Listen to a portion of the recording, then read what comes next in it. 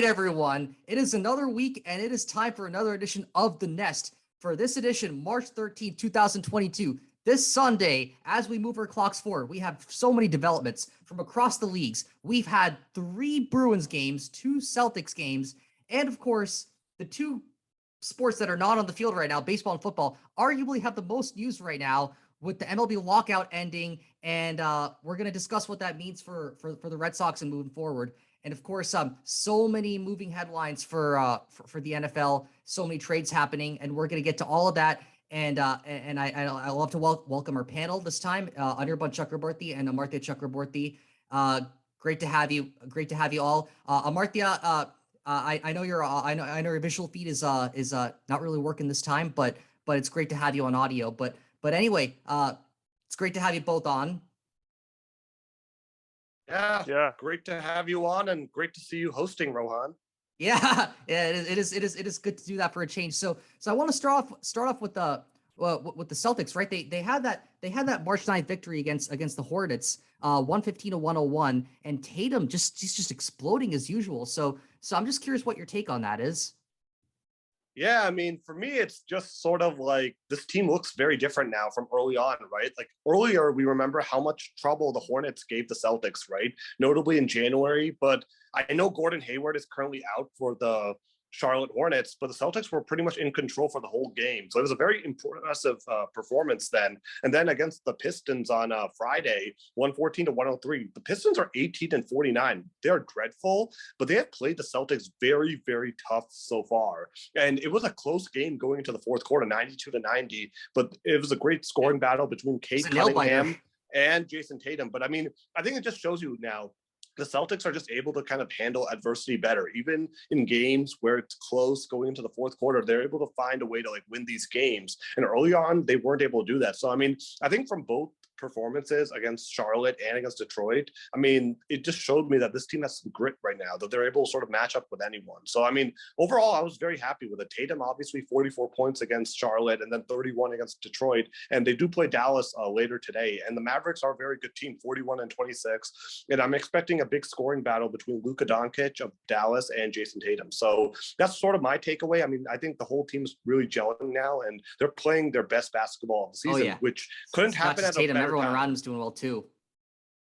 I mean, Marcus Smart, Jaylen Brown, obviously good to have Jaylen Brown and Jason Tatum. I think early on, a lot of us, including myself, were skeptical of whether or not Jaylen Brown and Jason Tatum long-term, if they were going to be able to play alongside each other and they could actually win. But now they're sort of answering that question for us. I mean, they're able to win these games. But the true test for me is going to be the playoffs, right? How they sort of do going into the playoffs. And really, like, there's a handful of teams in the Eastern Conference that, for me, like, I would really accept if they lost to. Like, obviously Brooklyn's one, and maybe Milwaukee. I'll give you those two.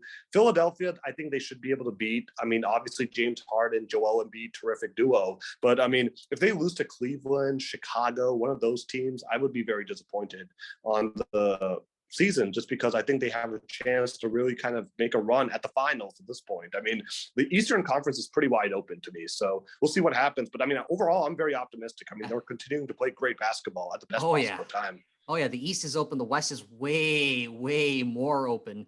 But you got a lot of great teams in the East as well, especially with the Celtics. I mean, they've essentially been able to match 1-for-1 with the Nets, who earlier on in the season pretty much looked unbeatable, and now they look very beatable, especially when they match up against the Celtics.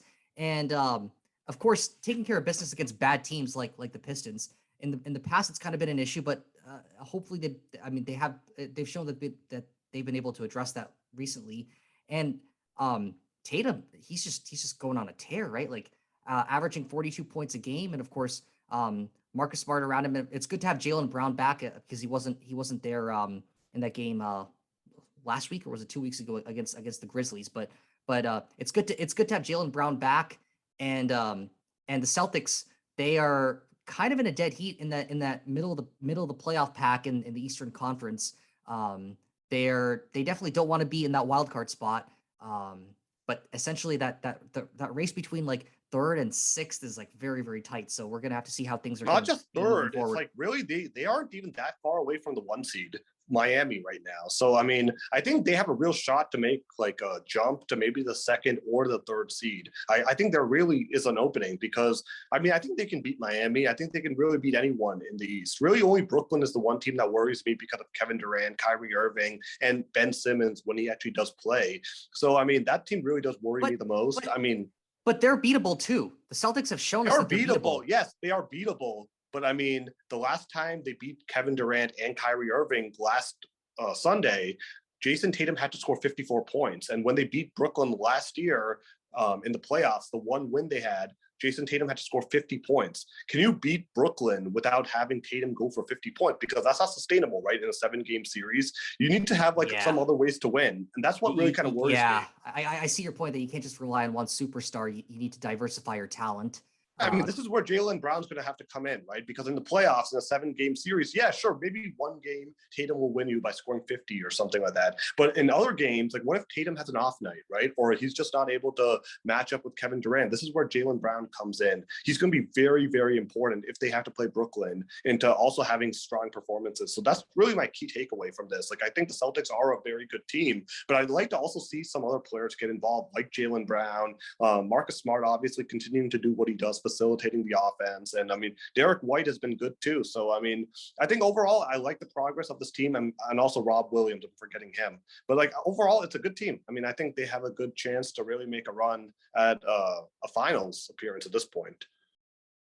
Anirban, I'm curious to hear your thoughts on this. Yeah, I mean, I agree with what you guys have said so far, and I think specifically, when we talk about the kind of renaissance, the recent renaissance we're seeing with Jason Tatum, and just how productive he's been, averaging over 40 points a game in the last 3 games. I think the kind of change in maybe individual tactics and player tactics have just been really important here. And actually, I know on Celtics blog there's a really great article actually by Adam Taylor where he's kind of breaking down kind of Jason Tatum's increasing ability to get points from off the ball moments where, instead of kind of what we saw a lot earlier in the season when we were getting a little frustrated was when he'd try to kind of go isolation ball on a man and then, do some contested shot that wouldn't go in.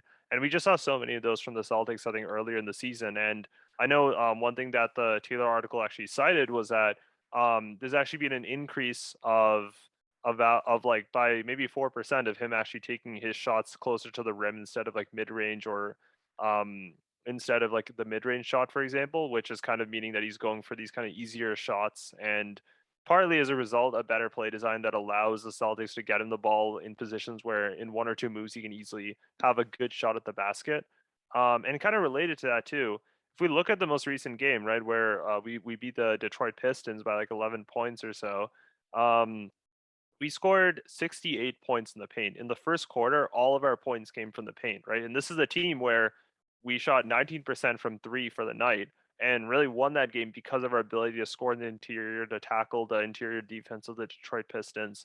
And I think that kind of versatility that we've seen the last few games, that's going to be really important for us because I know that I've been really frustrated with games we've lost in the playoffs where it seemed like our only strategy once we were down 12 points was just to keep shooting contested threes. And then before you know it, you're down 25 and that's the game, right? I think the ability to score in the interior of the paint to really be able to rely on that when the threes are not going down for you, that's going to be really, really important for any game. And I think that's something that's definitely Wait, every deficit.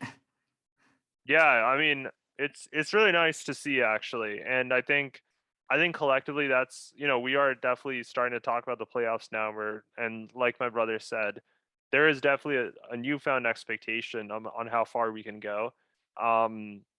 And again, we're talking about the Brooklyn Nets. I mean, as we speak, they are kind of eking out the New York Knicks. Like last time I checked, it was 88-83 in the third quarter just ended. But this is still, I think, it is still a beatable team to some case. I mean, let's not forget that this team had a lot of conflict internally this season, and that's just what we saw in the media, right? We all know about James Harden and how he left. He didn't really gel with Kyrie Irving. How much other drama was there that we don't know about, right? That's going to affect the team's performance in games where they really need to like trust each other, where they're down behind. Because I don't know what exactly the playoff seeding will be, but they did beat the 76ers and the Bucks in the last games. The Bucks game was a lot closer than the 76ers game. But, form, I think form is something that's going to matter a lot here. And in this case, I think with Jason Tatum, I mean, we'll see how long he can continue the hot streak, but I'm hoping that it does carry us well into the playoffs. So yeah, great take on the Celtics. So let's head over to the ice because the Bruins, they're continuing their hot streak. Of course, they had that little bit of a blip on the 7th against the Kings, losing that game 3-2 in overtime.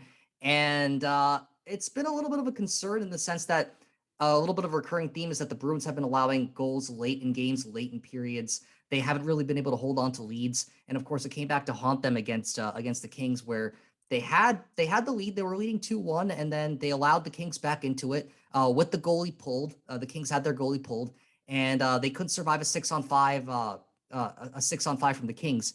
And that's just that just shows an overall trend in the sense that in the last few games, not just in these 6-on-5 situations, the Bruins have really kind of been struggling on the penalty kill, and it's been much lower than their seasonal average.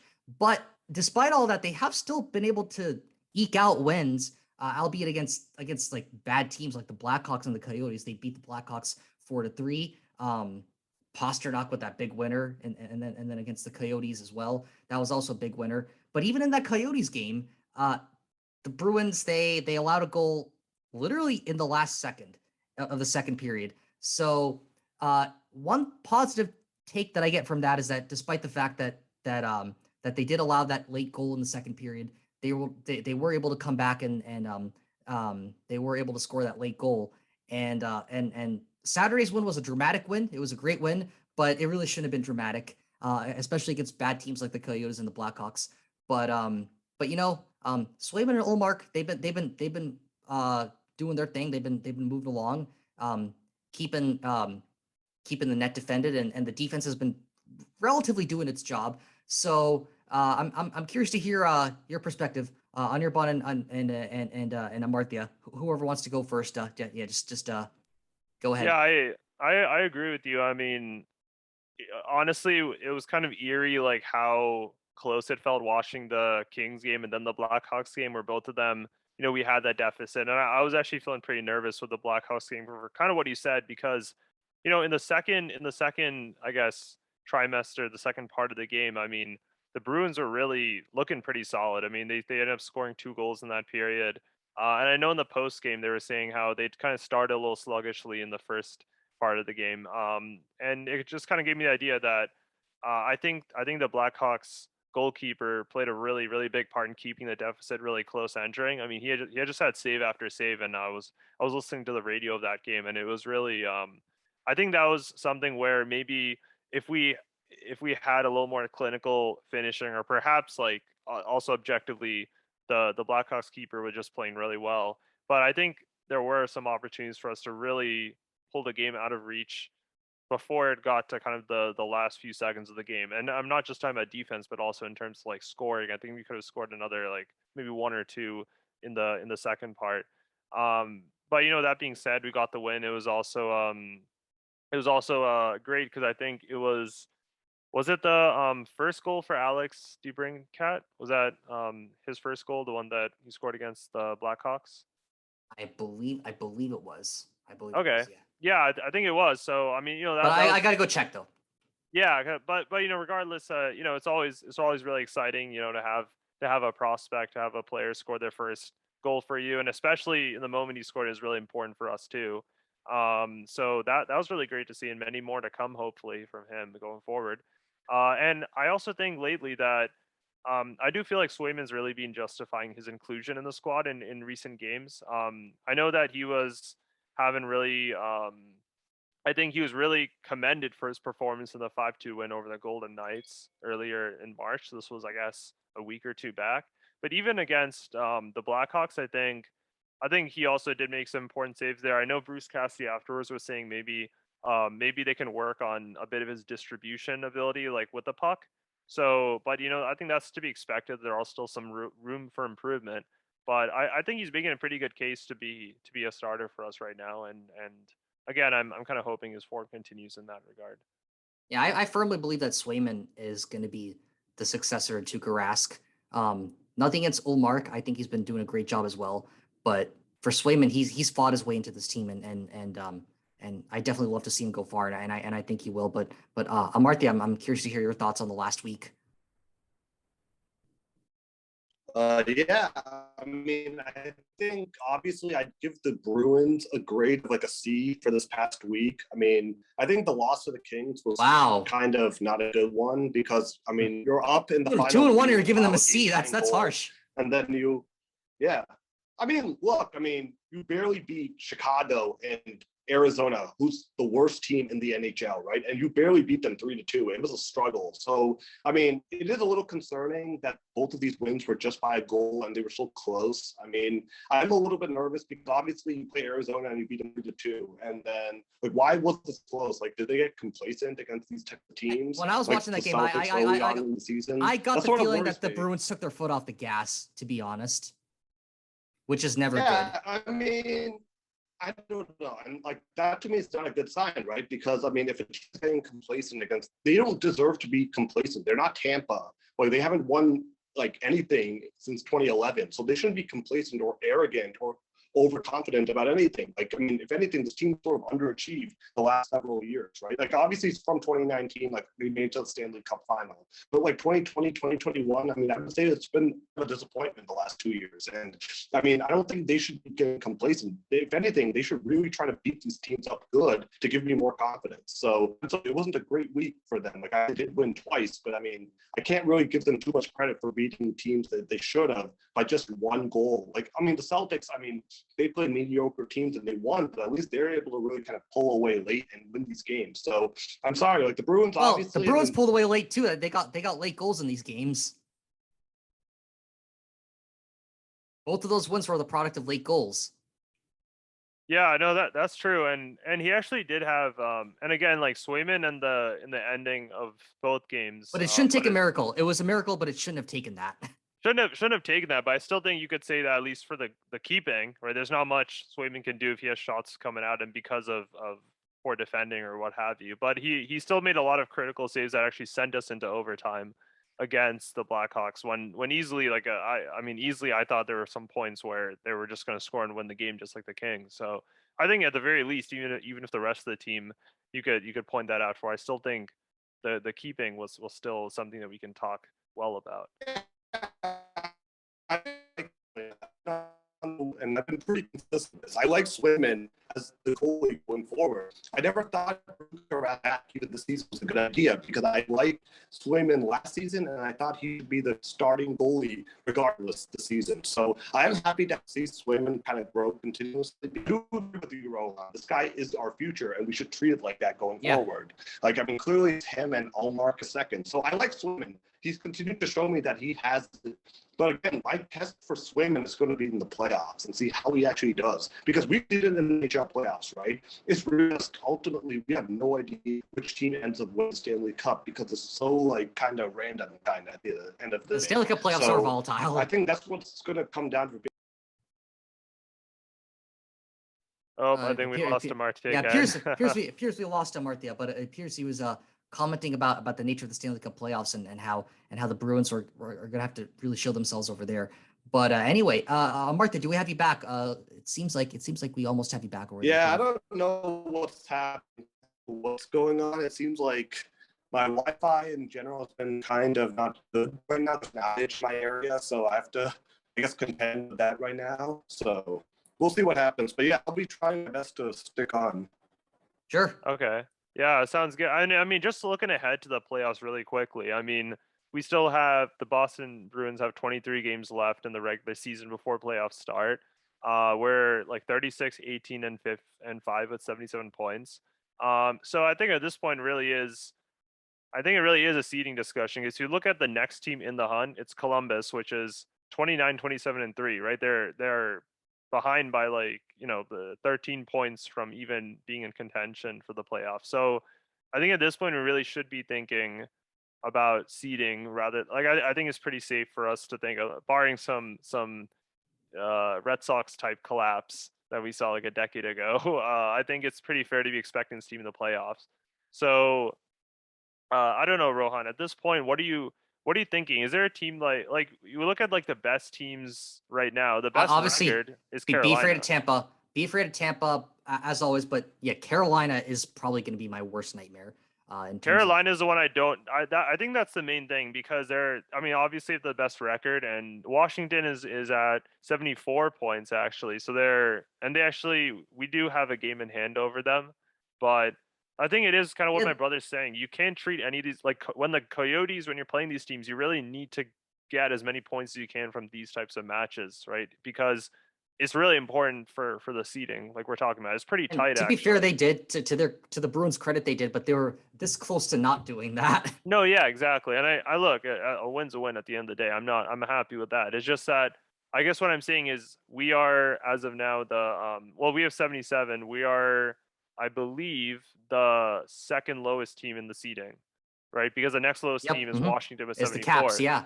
But And the then, Caps have kind of had our yeah. number though. But I mean, that's kind of it feels like it's evening out this season. But historically, the Caps have kind of had our number, so I wouldn't be I wouldn't be too thrilled to play the Caps either.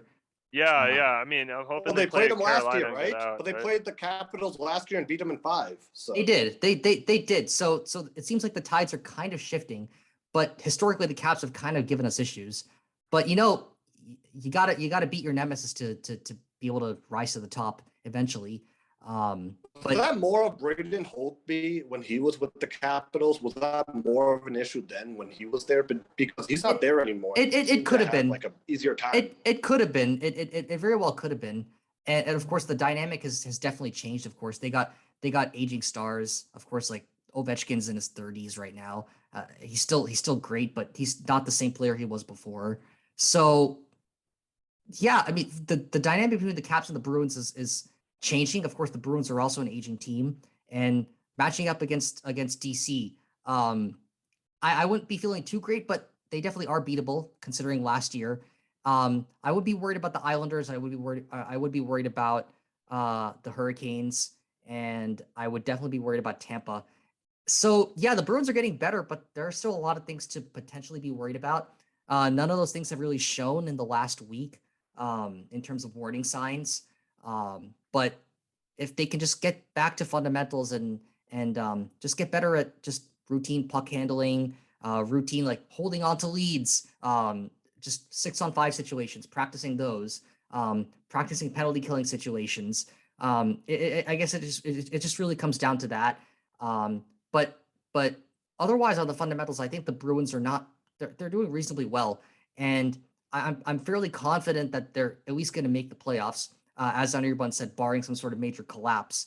But in terms of the seeding discussion, I'm not really quite sure if getting a high seed really helps you that much. Historically, home ice, playing at home among the 4 major sports, it helps you the least in hockey. So I guess all energy should be poured into prepping for the playoffs, just getting into the playoffs, and then making sure that all of your players are healthy before that. Because if you're a high seed, it might get you a few extra home games, but it's not really much of an advantage. Yeah, So and the Capitals actually beat the Hurricanes at home this season as well, which is kind of funny because Capitals are 2-0 against the Hurricanes this season.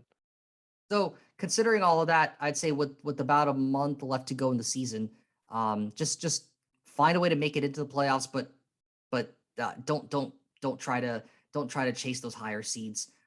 Don't collapse either though. But that's my only fear is that the Bruins are going to take their foot off the gas and collapse. I still remember that collapse in 2015, which is still pretty painful to this day.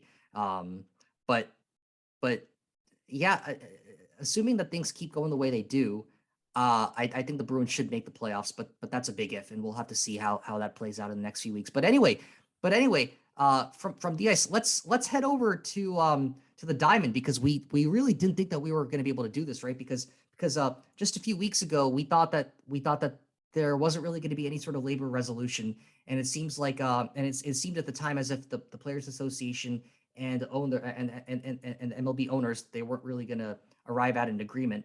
But they did arrive at an agreement, so we are going to have baseball this year, so that's always great, and we are going to play ball. So let's just take a moment to celebrate that, and we're still going to have a full slate, 162 game schedule, and opening day is going to be April 7th. And it looks like the playoffs and World Series are probably going to be delayed a little bit. It probably looks like that's going to be stretched into November. But in terms of things that have materially changed, some things have definitely changed in the sense that we are going to have a universal DH. So the National League is going to have a designated hitter. So no more pitchers batting. I don't know how you feel about it, but I have mixed feelings about it. And also no more 7-inning doubleheaders, no more magical person on second base and extra innings. Of course, those two things were introduced during the pandemic years, 2020 and onwards. So I guess those are being rolled back. But probably the biggest development is that it looks like the playoffs are being expanded to 12 teams. And I was actually in favor of expanding the playoffs to 12 teams. I wasn't really in favor of the current wild card format where it's just a one-off. But I'm curious to hear your thoughts on this. How do you feel about the new about the new agreement and also about the new playoff format? Jump in, anyone.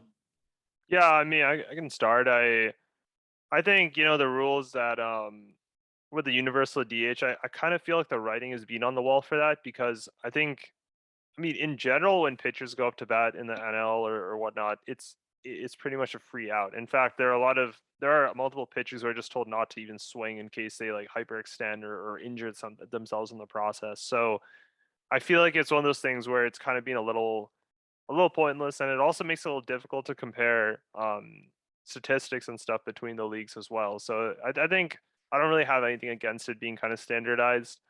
And I guess another thing is, so like people in second base, I mean, I don't really feel like these rules are really around long enough, like you mentioned, to really be missed that much now that they're gone. I definitely think people like them. Like, I think it was the whole idea of how do we make the game shorter or make it drag on less. Oh, let's put a person on second base. But does it actually make it shorter though? Because both teams get that, right? I mean, if you score both top of teams the inning, do. the home team gets at the bottom of the inning, so it balances out.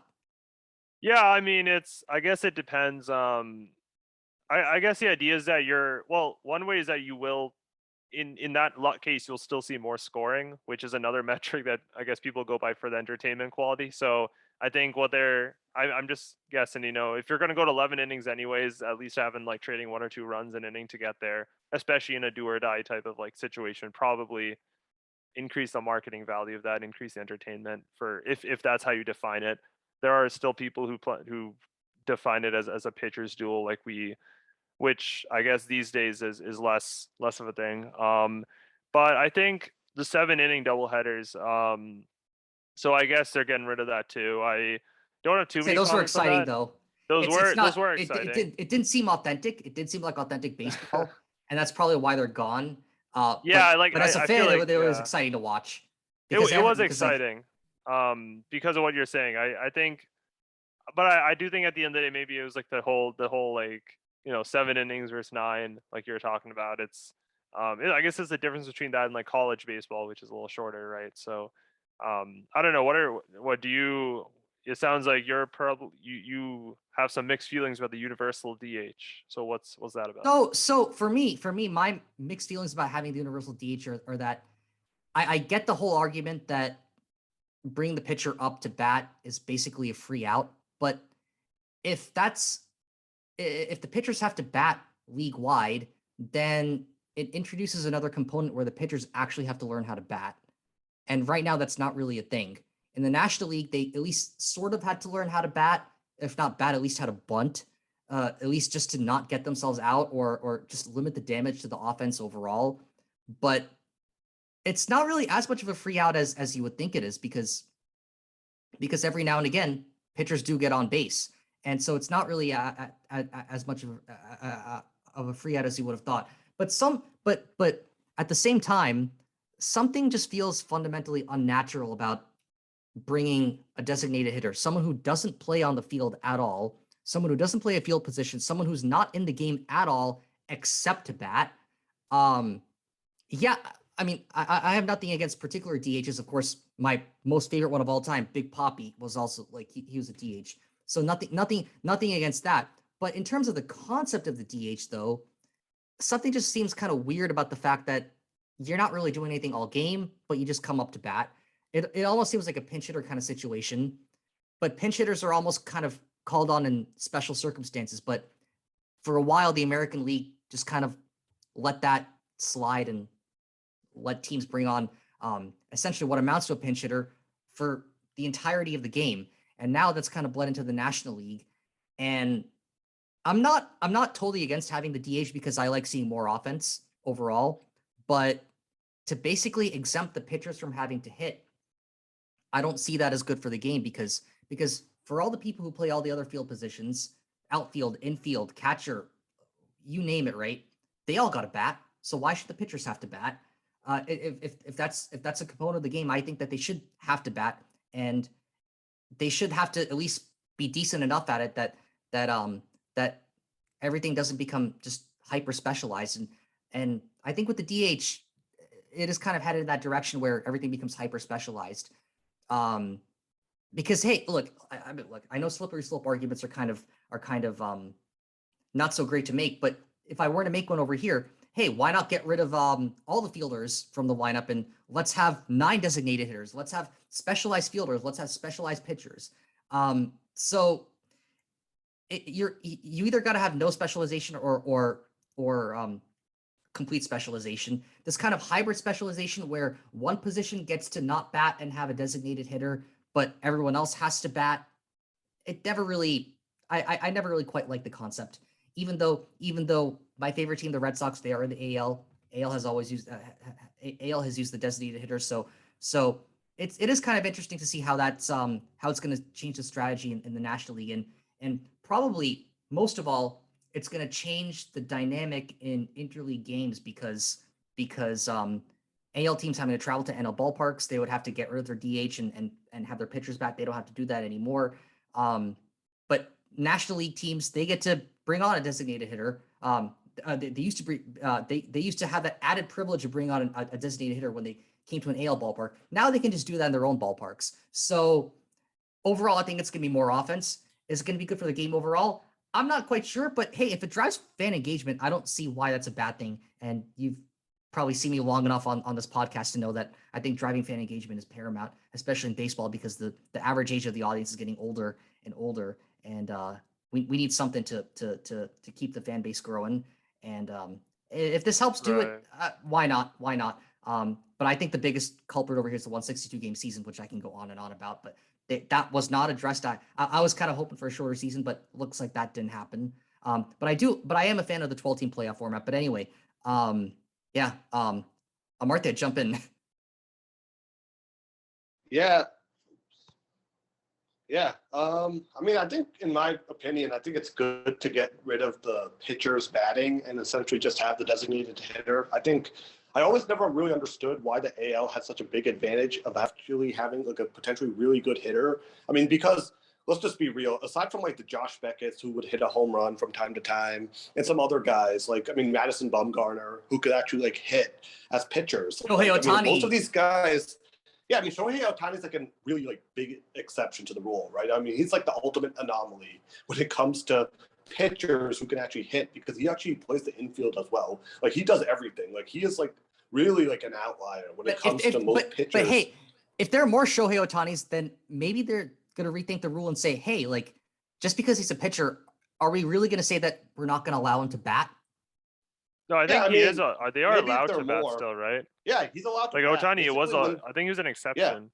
Ohtani's actually, they don't have a designated hitter because he's essentially serves as the designated hitter for them. On days he actually pitches as well. So, I mean, he's kind of like a hybrid. He does everything, which is like really rare. But I like the rule. I mean, and as for the other stuff, I wasn't really happy that they got rid of the 7-inning doubleheaders. I thought that was kind of cool. And I also liked having the runner on second base, at least during the regular season. I remember that game against the Red Sox and Rays in the ALDS this year. It went like 13 innings. Christian Vasquez had like a walk-off home run. That went 13 innings. And yeah.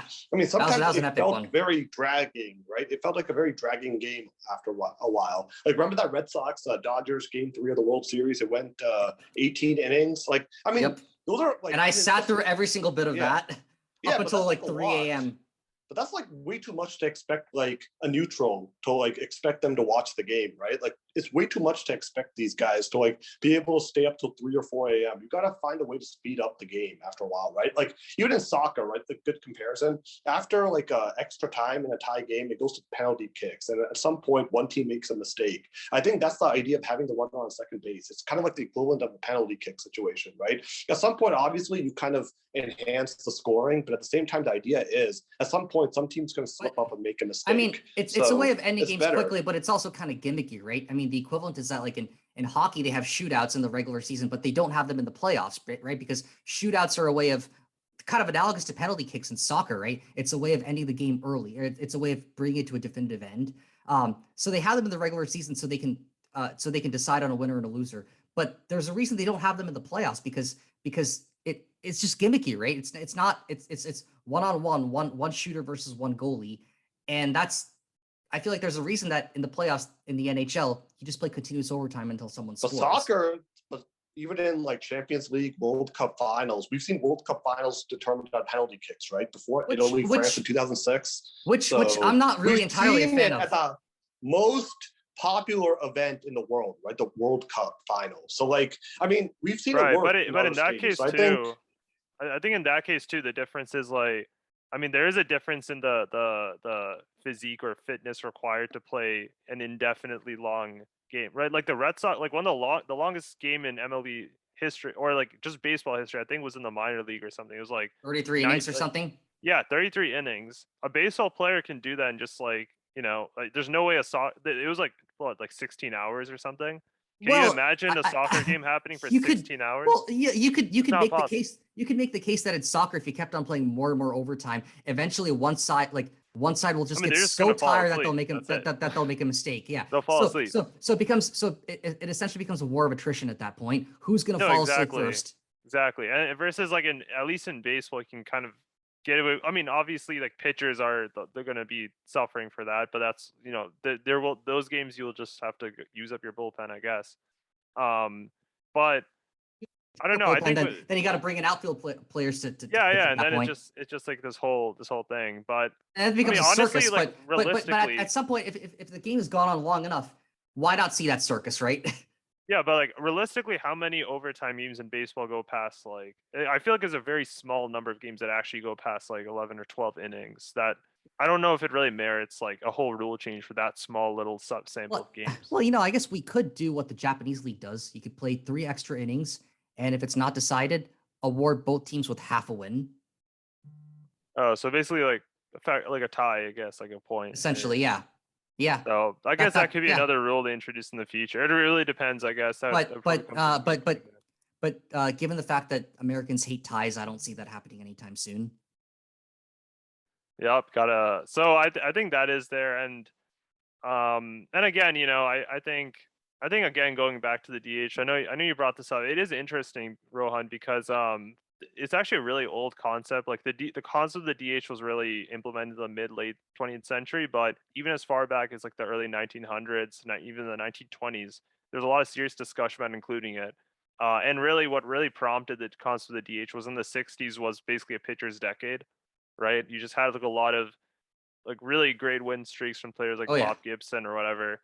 And I think that's really what motivated them, especially the AL, to think they even had to move the pitcher's mound back and everything. Of course, it wasn't as lopsided as the dead ball era, but it was pretty lopsided. It was exactly, yeah. But also, what I'm saying is like it's interesting because that's what changed that. Also, I just want to point this out. I've seen the Red Sox be impacted by this before. I remember, I think it was 2010 or maybe 2011, Clay Buchholz, who was with the Red Sox at the time, having a terrific season.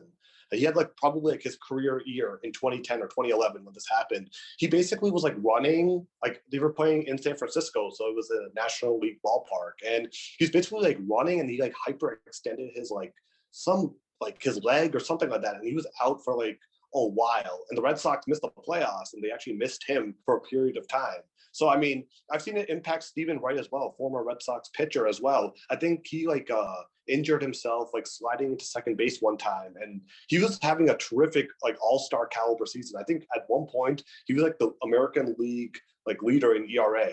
So I've seen it personally impact the Red Sox in several occasions because these guys are not used to running the bases at all. Maybe you can say yeah, we can introduce them to do that, but it's not easy for these guys who because even in the lower leagues, right, when they're growing up and playing baseball in high school, middle school, that's how it sort of works. So it's not just simply have them learn how to hit.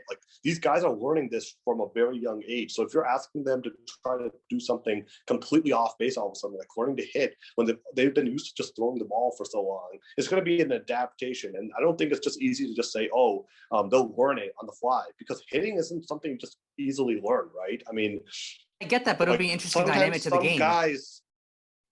Some guys probably became pitchers because they were not good hitters, right? It's sort of how that works. So, I mean, if they were recruited to college programs, they were recruited because they could throw the ball very hard and accurately. They were not known for hitting the baseball well or batting well. So I think it's just a fundamental change. I mean, if more guys like Shohei Ohtani show up all of a sudden, and now you basically have a lot of these they can do everything essentially, then I think maybe at some point they can adapt the rule. But I mean, at this point, Ohtani's the exception, right, to the rule. Ohtani, to use a cricket term, is an all-rounder, and I'd love to see more all-rounders. Not only do I love to see more pitchers hit, I love to see more hitters try and pitch and be good at it. Nothing feels worse when it's bases loaded in the third inning, and then you're excited, and then the pitcher comes to bat, and you're okay, 2 outs, and then you're already, it just kills the whole rally, right? So I don't know. I think fundamentally I'm okay with having the designated hitter. I am. So I'm not really going to be opposed But anything to that. you're saying affects both sides, so there's going to be some sort of competitive balance element in that.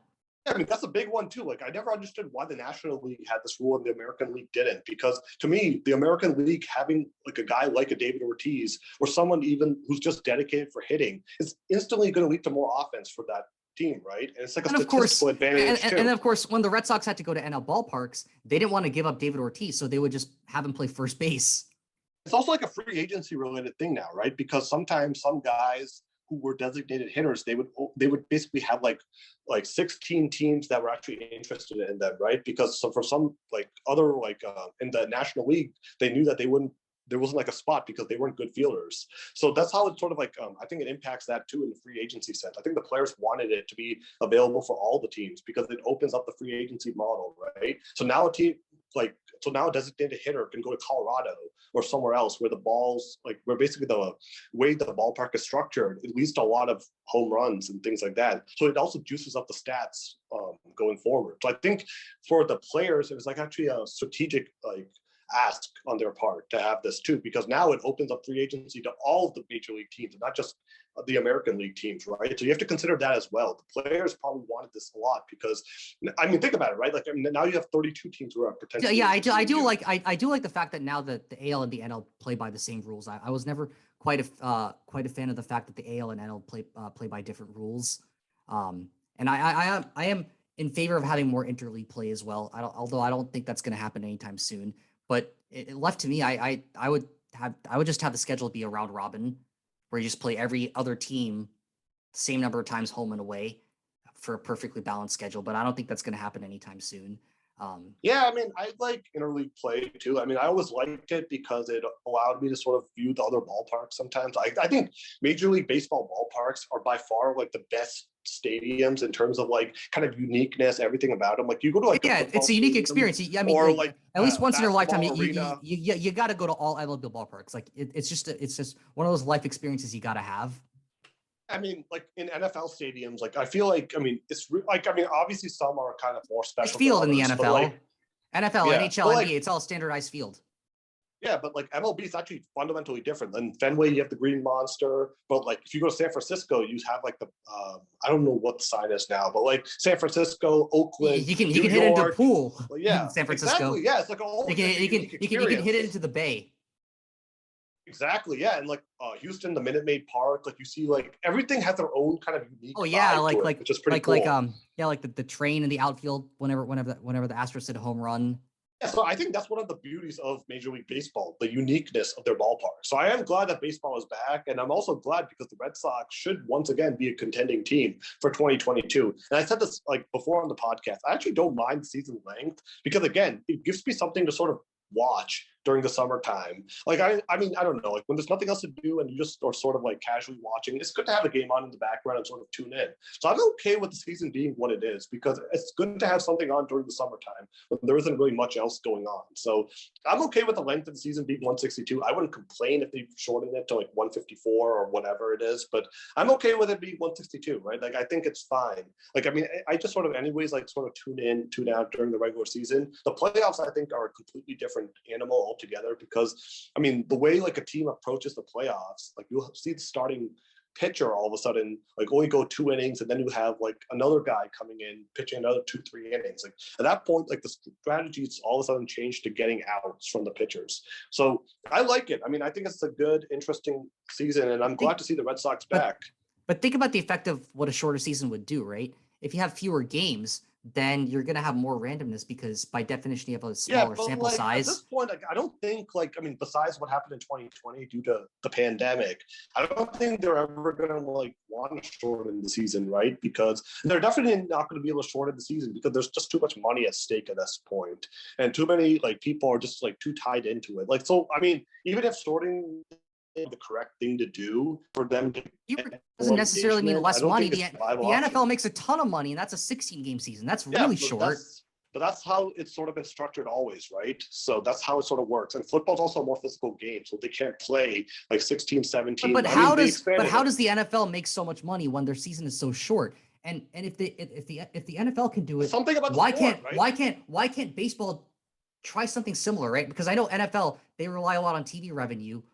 Whereas the national broadcast deals for baseball are really, really terrible, right? It's just regional coverage for the most part. And beyond the regional coverage, viewership pretty much just drops off for baseball. Whereas that's not really a thing for football. So how can that be changed in the future to drive higher viewership? Because that's probably the only way to drive more fan engagement. I mean, I think having national games more often is a big one, right? Like NFL, all the games are nationally broadcast at some point, like CBS, Fox, NBC. Now you're going to have like ABC back in the mix, right? The Sunday 1 p.m. Eastern ones, there's like 6 games going on at once. So even though it's national, which game you get is dependent on which part of the country you're in. Right, but you don't need cable to watch it, right? Like you need Netflix to watch baseball. That is true. Maybe they could do something like that to make it actually not rely on cable and go into these streaming platforms. And baseball's notorious for blackouts and blocking blocking people from viewing their content. So yeah, if you want people to watch your stuff, don't prevent them from watching your stuff. It almost sounds like it almost sounds like baseball is basically trying to commit suicide here, because they're just shooting themselves in the foot, saying, here, don't watch us. And lo and behold, people are not going to watch you. So what a surprise. Yeah, you can probably sense my anger over here and desire to see change in baseball overall, because I truly think that it is a great game, and I think more people should be watching it. And it's sad to see that it's fallen by the wayside. But every now and again, change is going to happen. Of course, we did have change with the pandemic coming in, and now we have this change coming in with the new collective bargaining agreement. So we're going to have to see how this goes in the future. Of course, the last big change was to the playoff format was 2012, bring it to 10 teams. Now it's 12 teams. So I'm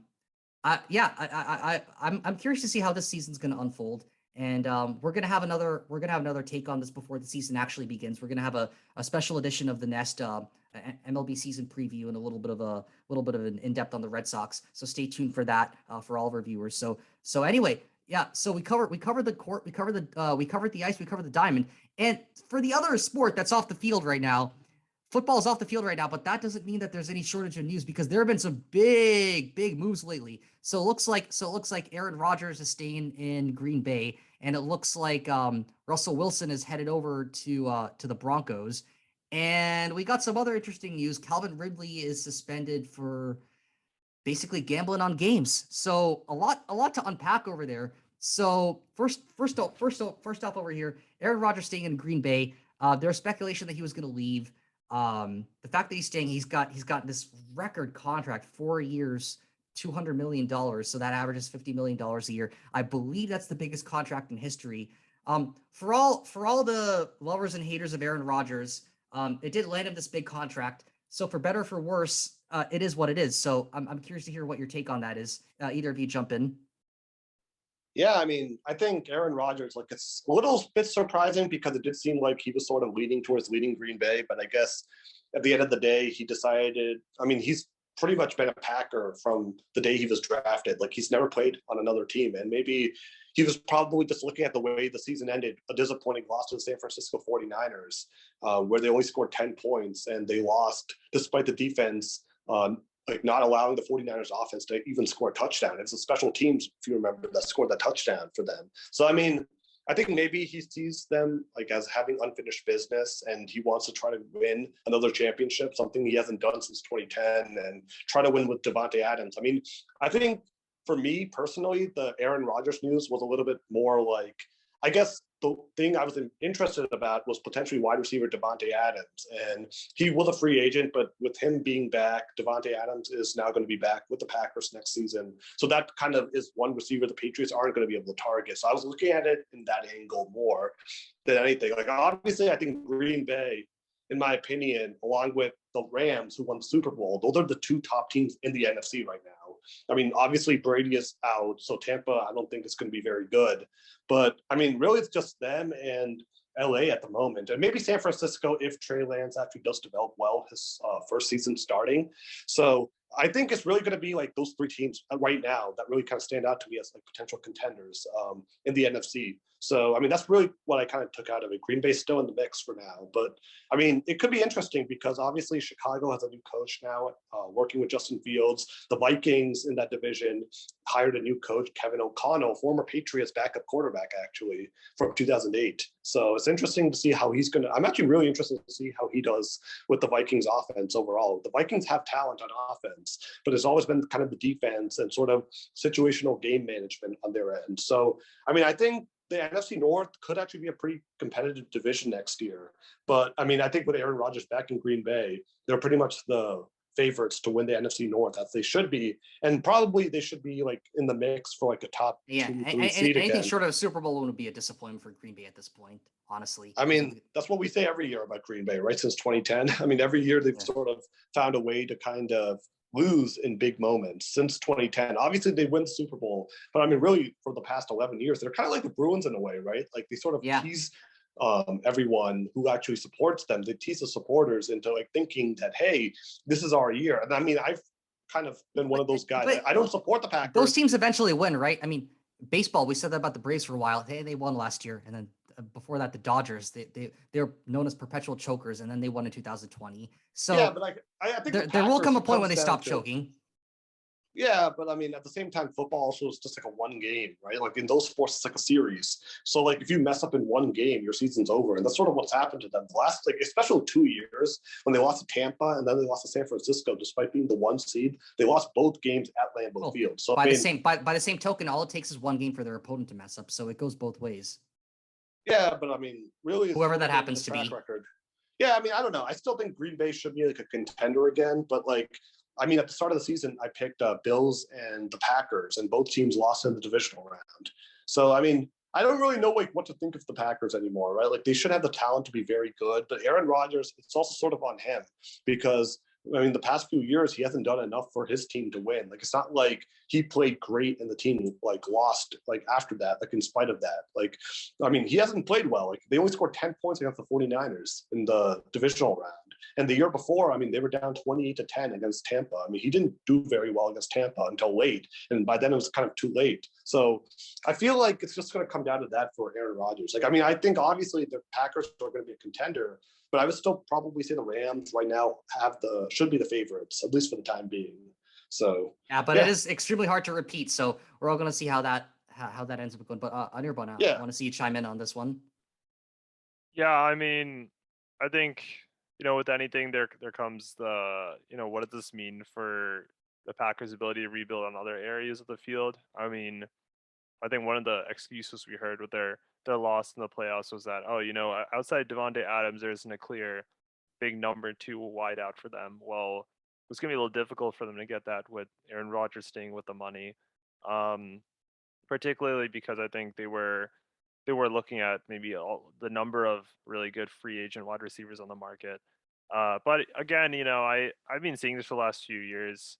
I think with Aaron Rodgers, he's a guy who will get you the amazing regular season stats. He'll be your fantasy football gold mine, getting tons of touchdowns, everything. And in at the end of the day, the last several years, he just hasn't been able to get past the NFC, and that's just there. So next year, I'm sure again they'll be, like my brother said, they'll be perennial Super Bowl contenders. I just don't really see how it's going to change that much at this point. It is, I guess, from the Packers' perspective, it is good to have him in terms of like not having to.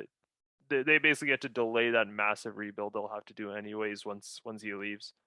But again, I don't particularly think this team is like I don't think him staying suddenly changes the Packers from what they've been for the last like 5 years. I mean, it's just that they have Aaron Rodgers taking up a lot of cap space again. But yeah, I mean, especially for Yeah, I'd also just like to point this out really quickly. Just we hear kind of like excuses about like the Packers a lot. Like, I mean, I think in 2019 when they lost to San Francisco in the NFC Championship game, the excuse at that point was, "Hey, like, wait till we get home field for the NFC Championship game." They got that next year against Tampa and they lost at home at Lambeau Field. And then the year after that, I mean, okay, I mean, maybe the refs sort of impacted some of the stuff going on. What happened this year? They got another home game against Jimmy Garoppolo, who was dreadful for the 49ers, and they still lost. So, like, after a while, the excuses sort of like are kind of over, and you have to really kind of look at sort of like, you have to really look in the mirror and sort of really evaluate the team at hand. And like the Packers, clearly there's like a bunch of problems that they have. So they got problems, I don't know if like the decision is clear. I mean, Aaron Rodgers is their guy. Like that, they pretty much made that clear. Like 4 years, 200 million. There's no doubt about that. yeah, I mean, that's their guy. So I mean, now they have to sort of like, I mean, it'll go both ways, right? If they end up winning another Super Bowl and he wins MVP, then yeah, they should be praised for that. But at the same time, you kind of also wonder, like, I mean, I think personally it's the right decision on the Packers front, obviously, right? Because you don't want to go into like a QB uncertainty situation. Obviously, they don't believe Jordan Love is their answer right now, right? He's not their option for them. So I think it's good on their end to make sure he's back. I mean, there's always a possibility that the Packers probably would have pursued Russell Wilson, but that's not really happening because he's going to the Broncos. He is so he's left Seattle and he's going to the Broncos. And so that's probably the other like big news shaker in the last week or so in the NFL. And the Broncos, yeah, that's the one team that Russell Wilson got his one Super Bowl ring from by beating back in the 2013-2014 season. And wait, didn't Russell Wilson also beat the Patriots? Oh wait, he came pretty close. Yeah, except that he came up against this wall named Malcolm Butler, and that guy is not on the Patriots anymore. But time does pass by, and of course the Legion of Boom is gone. The Legion of Boom is not really a thing anymore. It was pretty potent back in the day, from what I remember. And now that that's gone, now that Russell Wilson is gone, what's left for Seattle? Are they in shambles? Can they rebuild? Do they still have a bright future? And of course, what does this mean for the Broncos? Well, the Seahawks definitely saw this trade as an eye towards the future because they traded. I mean, they're going to have so many first-round draft picks this year, or just kind of going forward. So I definitely think that they're seeing this as an opportunity to like draft a quarterback or something. But I think there was a lot of understanding in the last several years that Russell Wilson hasn't really been that happy with the Seahawks offense that he's been working with, and especially I think that came to I was reading an article by CBS for how even this season some of Russell's teammates thought he'd kind of checked out, that he was ready to leave. He wasn't really that into being with the Seahawks anymore. So I think from their perspective, they're thinking, they from the Seahawks perspective, I think this was a very sensible trade because Russell did not want to be there, and now they get a bunch of first round picks that they can, I guess, do something with at their own discretion. They can either trade them for other players or look to draft some new prospects. I mean, I don't know how many hot QB prospects there really are in this year's draft pool. Definitely not as covered by the media as like Trevor Lawrence or Justin Fields or Mac Jones, whatever. Like, we're not really hearing that this year. So I'm not totally sure what their strategy will be for this draft. I mean, I guess when you think about the positions they already have, I think they are pretty good on wide receiver. Though I think in running back they do have Rashad Penny, I guess. Chris Carson, his injury timeline is really uncertain. I think they could definitely use a rebuild on defense, particularly with players like Bobby Wagner, who's now being released by the Seahawks, linebacker, former Legion of Boom member, of course. I think that's just something that makes sense for them. I think it was time for them to let Russell go. And from the Broncos' perspective, this is great for them because I think the Broncos are like the one team that everyone's just saying, give them a good quarterback, they'll go to the Super Bowl, right? And I say that with full respect to Teddy Bridgewater, he's a fine quarterback, but I mean Russell Wilson is a Super Bowl winner. He's a different level, right? Because when you look at the Broncos, right, the running back situation, they had the committee of Melvin Gordon and Javonte Williams. I think Javonte Williams probably would have, honestly, if Javonte Williams had started every game instead of splitting with Melvin Gordon, I think he would have beaten Najee Harris to being rookie All-Pro. There's no question in my mind about that because he was just so individually important to the Broncos season, and I think he's only going to get better next year. Then you look at the other players they have, like they have Cortland Sutton, Jerry Jeudy, and I think both of them actually kind of made rebounds this season after kind of quieter seasons last time, especially with Cortland being injured. They did lose their tight end Noah Fant, who also was pretty strong. So they'll have to, I guess, pick up another tight end. But I think we've seen in this league that there are enough kind of decent tight ends floating around. You can kind of get them to do what they need to do and move on. So I honestly think this is a trade that works for it. It's kind of a win-win for both teams. When you think about what they were starting with, the Seahawks are getting ample material for a rebuild that they need, and the Broncos are really looking like they really have a big expectation for a deep run in the playoffs, I think. Yeah, I mean, I think for the Broncos. Oh, go on. Yeah, Rohan, what were we saying? No. I was about to hand it over to you. Oh, okay. Yeah, I mean, I think for the Broncos, right, like your division right now, I mean, the quarterbacks in your division are Patrick Mahomes, Justin Herbert, and Derek Carr, right? Patrick Mahomes, we all know what he's capable of. A Super Bowl winner, MVP. I mean, 2 Super Bowls he went to in a row. And I mean, he's just terrific. And Justin Herbert is also terrific. And Derek Carr is still a solid quarterback.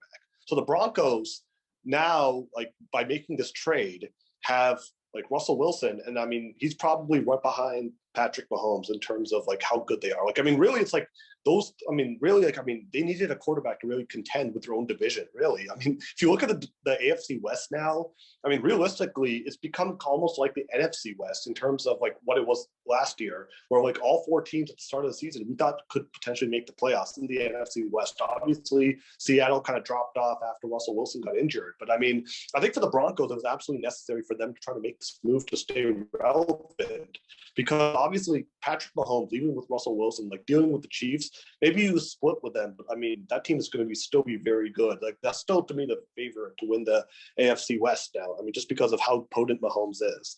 I mean, Justin Herbert obviously had a terrific second season. I mean, 5,000 yards, over 5,000 yards. I mean, he's a terrific quarterback.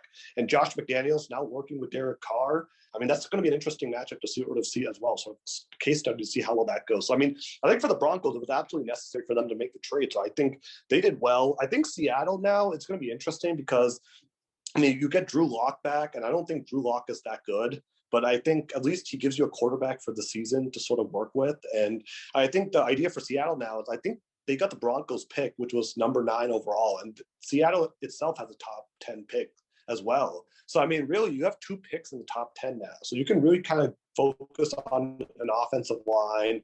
And I would say, like, this quarterback draft class isn't very good. So maybe it's okay to just go with Drew Lock for this season. And then you draft a more promising quarterback in 2023. That's one option. Or, I mean, based on what's now developing with Deshaun Watson, is Seattle potentially going to make a run at Deshaun Watson now? Because they have the draft capital to do it, right? If you offer Houston 2 top 10 picks and some other players for Deshaun Watson, I'm sure it would work out on that end. So Seattle is an intriguing option because Deshaun Watson now, I mean, Seattle's offense is still pretty good, minus the quarterback situation. Yeah, you got DK Metcalf, you got Tyler Lockett, and then, I mean, as Anirban mentioned, Chris Carson, Rashad Penny, Alex Collins at running back. So, I mean, you still have a pretty good offense if you get a decent quarterback. So it really depends on how you kind of go from there. There is one question to kind of keep in mind, though, and that's kind of Pete Carroll, the coach. He's the oldest coach in the NFL. So is he really up for a full rebuild where the team's going to be dreadful? I think if I'm Seattle and I'm sort of thinking about Pete Carroll long term, I have to think about that, right? Because, I mean, he's sort of the coach, and like, who's your option at that point? I don't think Pete Carroll at this age wants to go through a rebuild. So I think what probably going to happen is Seattle's going to try to find some sort of like quarterback to kind of like come in and kind of compete with Drew Lock. So I mean, I think in Seattle's end, it was sort of necessary to move on from Wilson just because he seemed very unhappy there.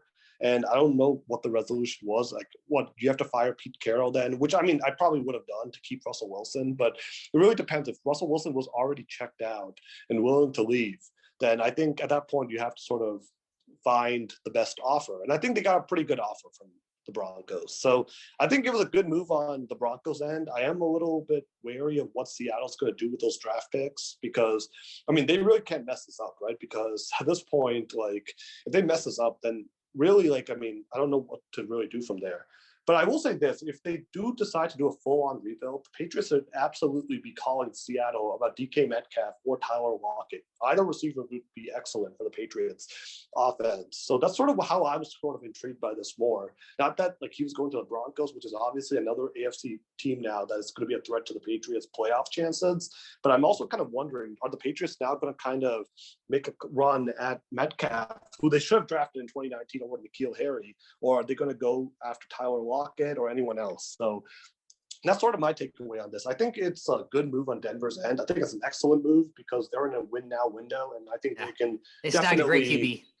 Russell Wilson. Yeah, I mean, it's definitely got to improve the Broncos' odds of competing. So I guess so I mean, it naturally brings up the question of hey, like, it turns out Russell Wilson was available. Should the Patriots have pursued him? What does this mean for the Patriots? My personal opinion over here is no. And I think it's a good thing that the Patriots did not pursue Russell Wilson. And I think it's a good thing that we're just sticking with Mac Jones as their starter because someone like Mac Jones, he has several years to develop, and I see him developing well, at least in his first at least in his first year. And with a new offensive coach coming on, I think that he has a lot of room to grow, and I think I have a lot of confidence that it is going to happen. Bringing on someone like Russell Wilson, a veteran, would essentially sideline Mac Jones, and you're not necessarily. You wouldn't be sidelining. You would have traded Mac Jones for Russell Wilson, so he wouldn't be sidelining. He'd probably be the Seahawks starter. Just basically out there. So basically, yeah, you'd be forfeiting Mac Jones, and it would be kind of like pursuing short-term gains at the expense of some kind of long-term investment. And I do think that Mac Jones is a long-term investment, at least in the team. But I'm curious to hear what your take on this is. Yeah, I mean, I'll just say this probably quickly. Like, I think personally, I'm a little mixed. I like Mac Jones, but I probably would have done the trade because it would have helped the team like immediately, probably for like 5-6 years. But I can understand why they didn't do the trade. Well, do you think Russell Wilson has 5 or 6 years left because he's a veteran? Yeah, I mean, he's 34. He's going to be 34 in November, right? So, I mean, I think he has like 4 or 5 years left if you give him a proper offensive line. And I think he is really kind of like the mold of like a win-now quarterback. But at the same time, I'm also going to have to look at it like the way probably Bill Belichick looks at it.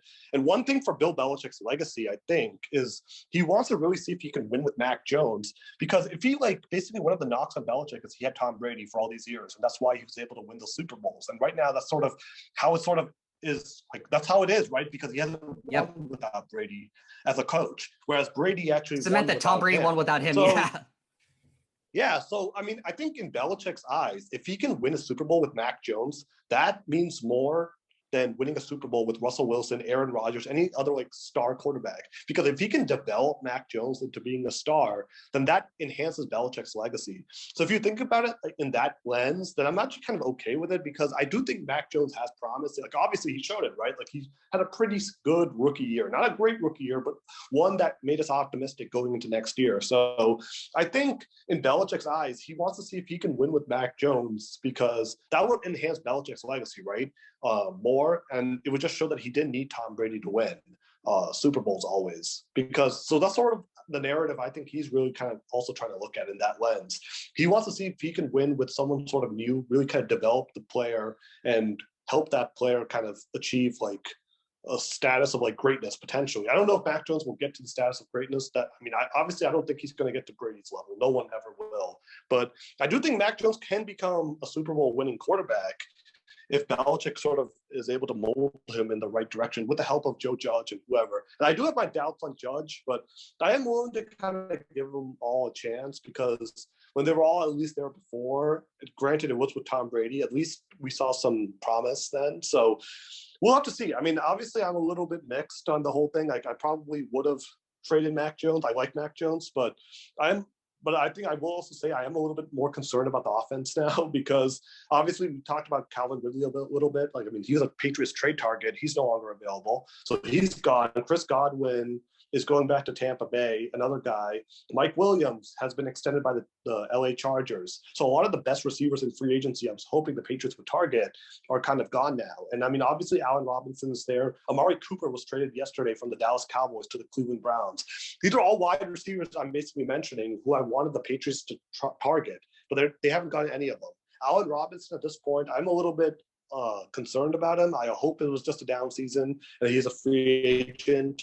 So we'll see what happens there. But I'm a little bit nervous about Mac Jones because you need to give him more offense right now, right? If you chose Mac Jones as your guy, that's fine. But I do want them to really go after like the trade market or free agency and really get a number one receiver because they don't have that right now. And I think they're going to need someone like that for the Patriots and Mac Jones to take a big step next year. Because right now, just being realistic, right? The teams that are better than the Patriots for sure, I mean, I would have to say the Bills, Cincinnati, Kansas City, and then Denver, right? Those four teams I'm pretty sure are going to be better than the Patriots. the Chargers should be better, but I mean, I think the Patriots so far have had Justin Herbert's number like the two times they played. So maybe that's like a toss-up. And Vegas, I'm still kind of not buying fully. It'll come down to how good Josh McDaniels does with Derek Carr. So, I mean, right now the Patriots are already kind of looking at a wild card spot, just sort of from the get-go of the season. The season hasn't even begun yet, but that's sort of how it's going to be. And I mean, maybe they sort of take a leap this season. They're going to need a leap from Mac Jones to get to that state because that's what the NFL is. It's a quarterback-driven league happen with like nowadays. a 10-7 finish or 11-6 finish. That's probably the most likely scenario for next year. I mean, it's not just like the 10-6, 11 10-7, 11-6, right? It's not just like the record-wise, because I mean, at the end of the day, Buffalo only finished one game ahead of the Patriots in the regular season. But I mean, in that playoff game, they looked like a team that finished like 3 or 4 games ahead of the Patriots. It's about how you sort of do and like the leap you sort of have to take, right? I mean, at the end of the day, the Cincinnati Bengals had the record as the Patriots, right? They were both 10-7. It's just the Bengals actually played in the Super Bowl and were a minute away from winning the Super Bowl. Do you think the Patriots really were like at that level of Cincinnati? I don't think so, even though they have the same record. So I'm not really as worried about the record. I think they'll be like okay, but like, my bigger concern is can Mac Jones take that next leap, because he needs to. Yeah, I mean, I honestly look at Cincinnati. I think that is really a model that we should be looking at with admiration as people in kind of that similar position where you have a very young quarterback and yeah, of course they got really lucky with the fact that Jamar Chase turned out to have like an all-pro level season.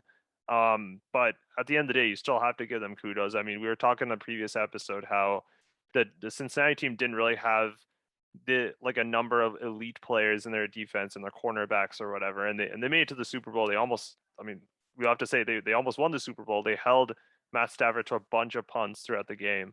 I think that's a good model for us. And you know, again, I was talking about this yesterday. Trading is a zero-sum game, because when you spend a lot on one player, that inevitably means you cannot spend less on other players, right? In a situation where we give, first of all, if we had to give Mac, we'd probably have to give some other picks or some other tantalizing players. There's like to get Russell Wilson. I mean, it wouldn't have just been a 1-for-1. And in the situation where we do get him, we're already having trouble this season getting players to come here to like build an offense, to build a wide receiver base, whatever. For Mac Jones, who's on a rookie deal, there's no way that we could even remotely think about that if we had to pay the $15 million or whatever is on Russell Wilson's cap, right? For context, we gave like Matt Judon $11 million. We gave Kendrick Bourne, I think, 7 or 8 or something. Like if you add up a number of free agents who were really big for us last year, just as a kind of idea, we wouldn't be able to get that kind of a equivalent with a guy like Russell Wilson. And another thing I want to mention is, we talk about this short-term versus long-term thing. First of all, I do want to say that I don't think Russell Wilson coming here is going to elevate us the same way that him going to Denver will elevate them. Because, like I said, Denver's a ready-to-win team outside of quarterback, and we are not, right? If you look at the number of quarterbacks drafted, right, around 10 quarterbacks are probably drafted every year, and I'd say in general, at most 3 of them, usually 1 to 2 actually end up being stud quarterbacks, right? That's just how it's worked in the last decade. I mean, you look at 2020, right? Who are the big guys? Joe Burrow and Justin Herbert. Tua, I hope he can get there, but those are really the guys. I mean, 2019, Kyler Murray was really the only one who's really established himself as a really top level quarterback, right? So my point here is that we shouldn't treat it like, we can just get rid of Mac Jones and then do a rebuild in a few years, because it's really not inevitable, right? Maybe you have a 10 to 20% chance at best that drafting a first round top quarterback, because these are all top quarterbacks who are drafted in college, you have really a slim chance that they'll actually end up being starters for you. It's not a given, right? Like we talk about Mac Jones, and because we're Patriots fans and we're used to success, we see him and we're like, yeah, he was okay. We got out on the wild card, we got crushed on the wild card, but he was okay. Maybe we could do better. You have to be really careful with that, because you cannot take that for granted. A Mac Jones type rookie season cannot be taken for granted, because you look at how many top quarterbacks are drafted from college, most of them do not end up being there, right? I mean, Sam Darnold was number 2 in 2018. Dwayne Haskins, right? He was number 3 in 2019. It's not a given. So we should be really, really careful about how we treat quarterback assets, because that's what Mac Jones is. He had a good season with us, and we should really be cognizant that we should not take it for granted that if we had to delay it, trade him, and try drafting, get in 3-4 years, that we get someone who's similarly good for us. So I really think that we should be really careful about, trading for being willing to trade Russell and stuff. I would have been absolutely opposed to it.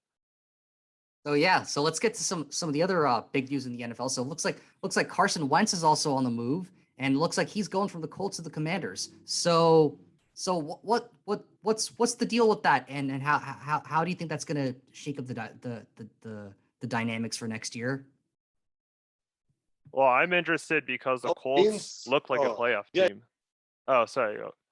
Yeah, go on in your brand. Okay, yeah, I'll make it quick. I mean, I just said the Colts really for the second half of the season of last season looked like they would have made some waves in the playoffs, mainly because Jonathan Taylor was just emerged as I think he's going to be the best wide receiver. I think he's going to be the next running back next. I think he's going to be the best running back next season. But yeah, I think for the Commanders, it's going to be a pretty good deal for them, because I like Taylor Heineke, but I think maybe they're looking for a little more experience and maybe a little more consistency with Carson Wentz. They already have some good players out there, like of course Terry McLaurin. They have Antonio Gibson had a bit of a harder year, but I think I could see why they would do it. Just keep going on. Yeah, I mean, I don't really know if that was a great move for the Commanders, because, I mean, Carson Wentz had Jonathan Taylor, Michael Pittman. He had a pretty good team in Indianapolis, and he was reunited with his offensive coordinator. Carson Wentz is always an asset, though. The head coach. But, yeah, but I mean, I think at the end of the day, I don't know, at the end of the day, Carson Wentz against Jacksonville in Week 18, the worst team in the NFL, he lost. When the Colts needed to win to get into the playoffs, he lost 26-11. So I don't think this guy is he's definitely not the same player he was in 2017. That's obvious. So I don't really know what the Commanders are really trying to do. Is he really an upgrade over Taylor Heineke? I don't know. I don't think he's that good. So, I mean, I don't really know, what the Commanders are really trying to do with it. I guess they got him on, a relatively cheap, offer with the Colts. But, I mean, for the Colts is interesting, right? Because, I mean, they're going to, once again, need a new quarterback. Since 2018, they've had a different quarterback. Andrew Luck, Jacoby Brissett, Phillip Rivers last year, and then Carson Wentz. So, for the 5th straight year, the Colts are going to have a different starting quarterback, which is going to be interesting. So, that's really kind of the one takeaway. because the Colts are another team that you can say is like one quarterback away, a real like championship caliber quarterback away from winning. So maybe they should have been in on Russell Wilson more. And just one more thing about Russell Wilson, I'll just quickly point this out. Tennessee really should have made a call to Seattle because Ryan Tannehill isn't the answer in Tennessee. If Russell Wilson was on that Titans team, I think that could be a real Super Bowl contender. But Ryan Tannehill is keeping that team from being a real Super Bowl contender. They got the one seed this year, a hot take. and they lost to Cincinnati. So I don't know, like it's going to be interesting. I think some teams probably should have been more in on Russell Wilson, and instead they stood pat and didn't do enough. So I think Indianapolis and Tennessee might kind of wonder to themselves if they should have done the deal that the Broncos did. That's all I'll just say to wrap this up. But yeah, I mean, I think it's an interesting move. Like I'm excited because I mean, there's so much NFL news this past week, like Khalil Mack going to the Chargers as well. So I mean, I thought it was like a great week and a lot of interesting development. I can't end this without like talking about the Calvin Ridley news because that's unrelated to the actual game itself. But yeah, it looks like he got busted for gambling. So what does that say about the integrity of the gambling markets overall? Because it's been a few years since sports betting has been legalized, and for Calvin Ridley to be betting for a player who has an active who has the power to affect the outcomes of these games to be betting and to inevitably get busted for something like that. What do you think that does to the confidence overall for people who are placing sports bets overall? And what do you think that does to the betting markets overall? Long answer short, I don't think it's really going to impact anything in the long term. People aren't really going to remember this for too much longer. Like once NFL season begins in September, I doubt anyone's going to even really care about Calvin Ridley while placing their bets. Long answer, short answer is basically that. I think it's going to come down to really like, I mean, obviously we already sort of know, like, I'm sure this goes on under the scenes. Like, first of all, I'm pretty sure Calvin Ridley is not the only player in the NFL actively playing right now who's done this before, right? It's just we don't know about it, or they just sort of get off scot-free. They cover their trail really well. So I'm sure there are other players who do it. I mean, I think it's just sort of the risk with gambling, right? In sport, like it's always a bit of uncertainty involved. So I don't think it's really going to prevent any bettors from making any of these bets going forward. But is there a potential that this could get out of control and you could even see things like, say, match fixing in the future? I mean, I don't know about match fixing. I mean, or it could happen, fixing. I guess. Yeah, I mean, it's possible, right? Like, we never know, like, really what's going on under the hood, right? Like, I mean, we know some of these NFL players, for example. It happens in soccer. Football. It happens in cricket. Why, like, so it very well could happen in football. Yeah, I mean, some NFL players actually play fantasy football during the season. And they may, like, I mean, it is possible that, like, during the season, they're playing someone who has that player on their team, right? Their fantasy team is playing someone else. So they're basically playing against the team that has themselves. So what's to say that basically if they need like 1 point or 2 points, they purposely try to not get it at that point to make sure they win. We don't know like all this stuff that goes on under the hood, right? So I'm sure there's some stuff that goes on. I mean, I don't know if it's going to overall compromise the integrity of the game. Obviously, what Calvin Ridley did was wrong, and he's actually owned up to it, and he'll be punished.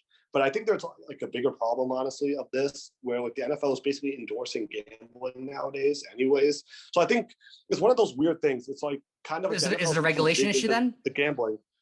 Yeah, I mean, I don't know. Like, I think it's going to be. I don't think it's going to impact like how many people bet on the games. But if anything, it should just kind of show you that like players don't get involved in this stuff, even if they're not supposed to. They'll find a way to kind of, it's a loophole, right? Or they'll just sort of do it under the hood and make sure they don't get caught. Calvin Ridley got caught.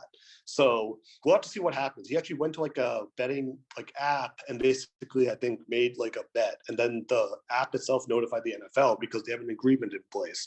But if he had just gone to some random casino somewhere and placed a bet and sort of did it under the hood, used a proxy. A lot of people use proxies. Yeah, if you use some proxy, or if you use someone else to sort of like place that bet for him, or someone like some middleman, I'm sure there are ways he could have gotten around it, right? So, I mean, I'm sure more people do it. We just don't know about it. That's sort of my answer to this.